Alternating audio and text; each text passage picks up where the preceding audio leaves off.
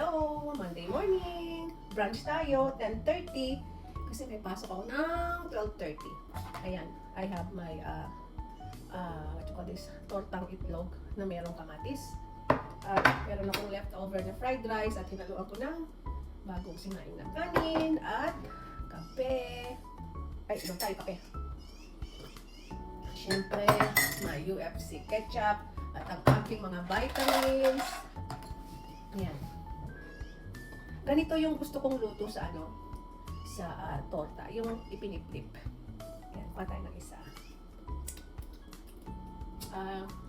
Yan yung madalas na sinasabi ko sa nanay ko noon na pag nagtutorta siya, I mean hindi sinasabi pero ganun siya kasi magtorta ng ng itlog.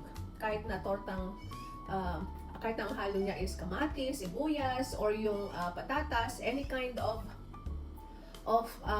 vegetables, ipiniplip niyang ganyan. So, nasanay ako sa ganung klase ng luto. So, thank you Lord for this food.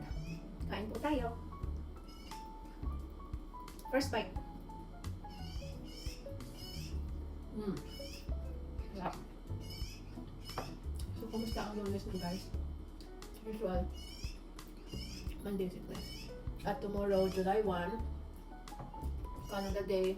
So, napagitnaan yung Sunday and Tuesday na walang pasok. Monday. So, hindi nag-long weekend yung aming daycare. Unlike yung ibang daycare, nag-long weekend sila. So, what can we do? We have to follow the policy. Sarap. Sarap, sarap, sarap.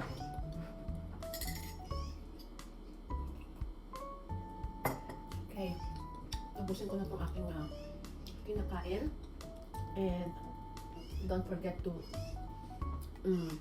follow me on my Facebook page, Mamsi Nila and Fambam, and subscribe on my YouTube channel, Mamsi Nila. Bye and have a good day.